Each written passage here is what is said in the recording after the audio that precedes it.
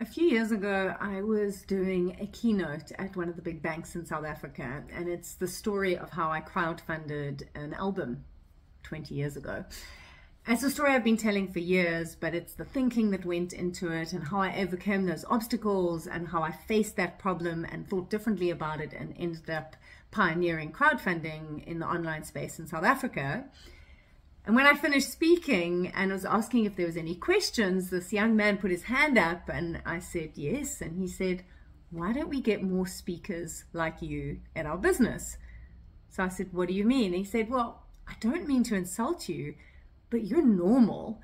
You're just an ordinary person who had a problem and you figured it out.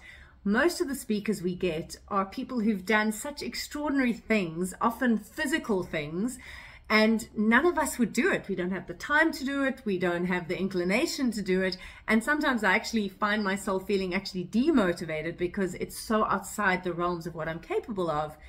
But your story, I could do that.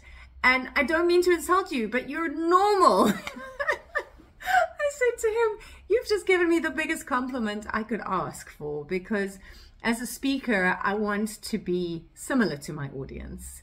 I want to be the same as them. I want them to know that I am not different. I am not some exceptional, extraordinary human being. I'm actually just a normal, ordinary woman who has faced some problems and has had to figure out how to get around them." And so I really believe that this is something as presenters, when we are communicating with someone, if you can connect from the ordinary in you, that's often where you'll open up extraordinary opportunities. When you can communicate from what makes you human and how you deal with everyday issues that other people also deal with, that's when you create a connection. And so I am very happy that if you are wanting to book a bog standard, ordinary, normal human being to speak at your conference, I am your girl. But I will show people how they can take the ordinary and make it extraordinary. Just one step at a time, one new thought at a time, one new trick, one new tip at a time.